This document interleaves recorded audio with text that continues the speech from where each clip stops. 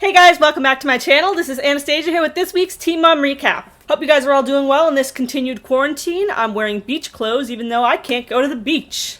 But let's get started on this Teen Mom Recap. This episode starts with Gary. He calls Christina. He's like, hey babe, Amber passed out. Nah, we weren't drinking together or anything. I guess anger management class was just a little too much for her.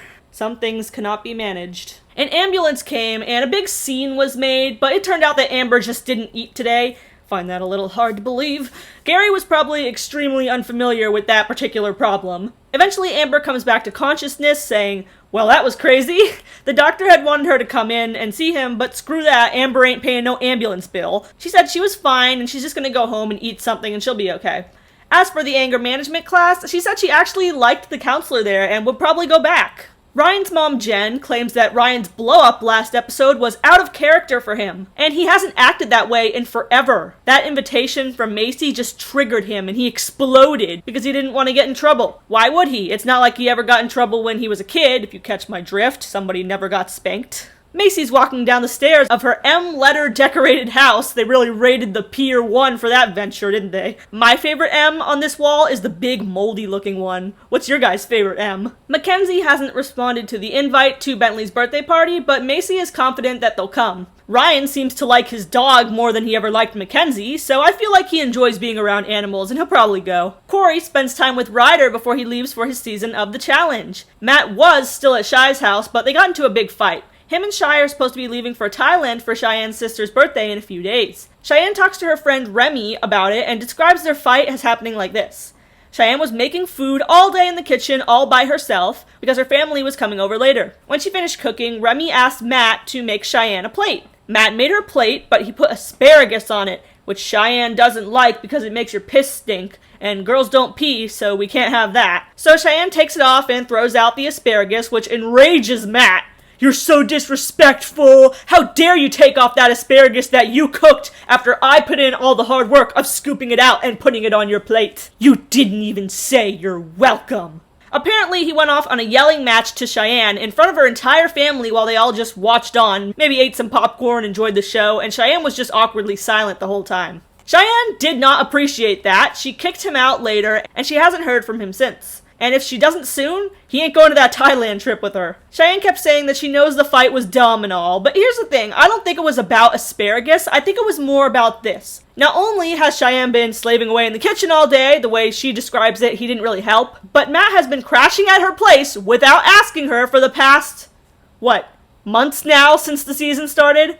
Yeah, you're in a relationship, but you can't just do that. You can't just tell her that you have another place ready and you're not moving in yet, but then just come the day of, lie, and stay at her place for months when she said she doesn't want to live with you. You can't just spring that on someone. You have no job, I'm assuming he doesn't pay any bills, and he's really not making an effort to find a new place from what I can tell. So understandably, Cheyenne is resenting him for being a grown-ass man that's relying on her. As for why he blew up in the kitchen, maybe he feels unappreciated because he can tell that Cheyenne resents him. Unappreciated for what? I don't know. He doesn't seem to actually do much to appreciate. Josh moved back in with Mackenzie and has agreed to not travel for rodeos anymore. Mackenzie wants to spend more time with her mom, who has cancer now, which is spreading despite getting chemo. Also, she has a job offer. She was going through the old Insta DMs and found a cheerleading coach asking her to come by to get free publicity for her gym. I mean, be a cheerleading coach for her gym. Mackenzie used to love cheerleading, so she'd love to get back into it. She just has to be mindful of the fact that they travel a lot, which will be harder now that she's a mom. She hopes that Josh won't mind that she wants to travel since Josh is not allowed to travel since he cheated on her at the rodeo. That's not the same thing, though. You aren't the one who cheated, Mackenzie, at least not this time. So why should you have to stop traveling? Also, let's not pretend that there isn't a whole different dynamic there. Rodeos have rodeo hoes. There are no cheerleading squad hoes. Well, at least there's no dudes who follow traveling cheer squads to try to get some sex, as far as I know. And most cheerleaders are female. And the male cheerleaders probably aren't sexually interested in Mackenzie. So I don't see why she shouldn't be able to travel. It's nearly not even an issue. Tyler's friend Ashley has her hearing in court today. She's feeling very positive that she won't be arrested. She says that she's an asset to society, and she pays all her taxes. Tyler begins sweating bullets. Ashley might not have her shit together at this moment, but she's got Tyler beat in the IRS department. Because Tyler owes almost $1 million in taxes. $800,000 to be exact.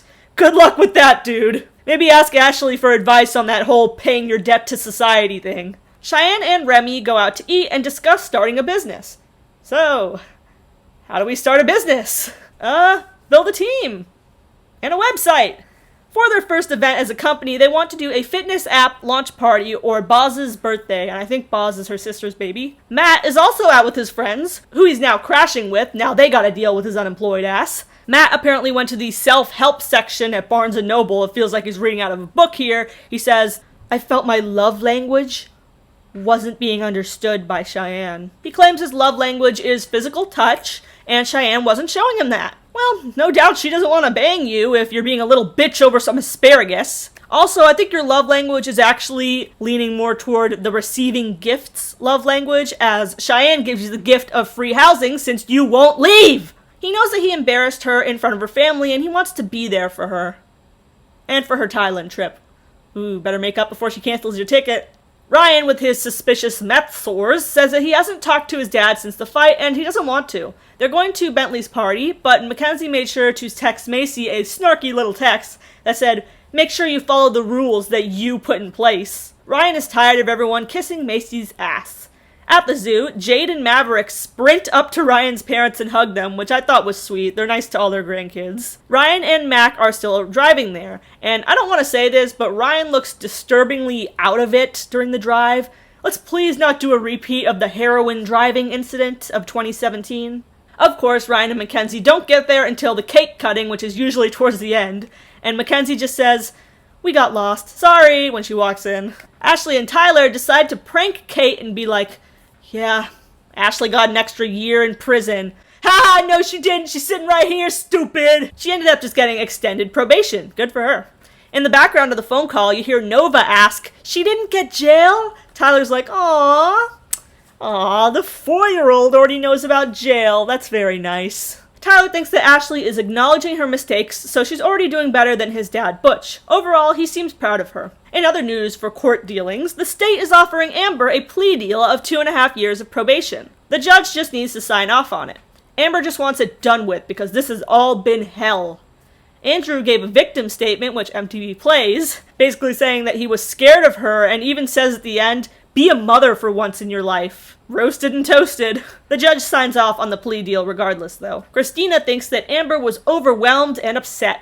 Gary thinks that Andrew was purposely trying to rile her up, especially with that "be a mother" line. Gary thinks that Andrew wants to taunt Amber into going off at him so she can violate probation, go to jail, then Andrew gets custody and child support. Gary used to taunt Amber a lot when they were younger, so maybe he knows the psychology behind it, I don't know. Josh takes the kids fishing while Mackenzie goes to the cheer gym. The coach meets with her, and they want her to do live fitness classes, along with coach the cheer team. She asks about travel, which they do a lot of, but she's confident that they'll be able to work out a plan with her, and everything seems to be going very well. At the zoo, Ryan is blowing vape clouds to the animals and offering weird commentary, such as him saying things like, "When are we gonna see the dragons?" and "I feel bad for that poor camel. Look at him. This is like permanent jail." You know, I'm not surprised that Ryan is such an animal activist. Chance the dog over Mackenzie any day. But if you're gonna say poor camel, maybe stop blowing vape clouds into its face. That's probably part of why he's miserable. Macy's friend later asks her how Ryan looked at the party.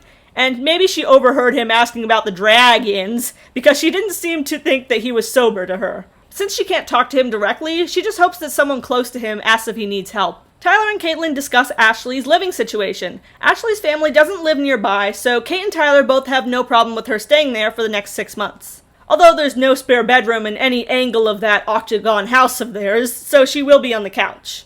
Ashley does have a job, but she plans to get a better one so she can save up and get her own car. And she's very appreciative for what Tyler and Kate are doing. Mac comes over to Cheyenne's. He apologizes, but also says the reason he was mad is because he felt things weren't being reciprocated. Cheyenne says, "I don't need to be physical or call you cute names or send cute texts." She hates him. You can just tell she's over this shit and she's not buying the love language thing. She wants a break. Also, she tells him he's not coming on the Thailand trip. Matt is like holding his breath like, pursing his lips. He does not look very pleased. I'm not mad at your decision, Cheyenne. I want to give you your space to figure it out. Fucking bitch canceled my Thailand flight. I wanted to feed the monkeys and watch a ping pong show. Mackenzie can't find a reason to not do the cheer coach job. She asks Josh what he thinks about her traveling. Nothing. He thinks it's awesome. She's like, you don't think it's hypocritical? Is she trying to start a fight? He doesn't care. Let him not care. Even Josh is like, no. Because again, she didn't cheat on him, and cheerleading is also a very different scene from rodeo. He's not too concerned about it, and he'll gladly watch the kids too. Amber talks to Gary after the court hearing, but she isn't allowed to say too much. Her lawyers basically told her to shut the fuck up, and angry Amber is not happy about that. She can't defend herself or speak anything negatively on Andrew, which was like her favorite pastime. You can tell it's bubbling up in her. She has so much she wants to rant about. She stares directly at like the cameramen behind the scene and yells, I don't know what the fuck I can say! This is so annoying! Guess those anger management classes haven't really sunk in yet. Gary's like, hey, I'm over here, you're talking to me. It's not the cameraman's fault, please don't attack them. Amber, that company writes our paychecks. Amber feels set up for failure. She says, there's no way I'm going back to jail. There's no way. There's no way. And that's all for this episode of Teen Mom OG. Do you think that Cheyenne had a right to be angry at Matt? Do you think Ryan was high at the zoo? And do you think Amber got off easy with her probation? What do you think Amber would say about Andrew if she could open up that big mouth of hers?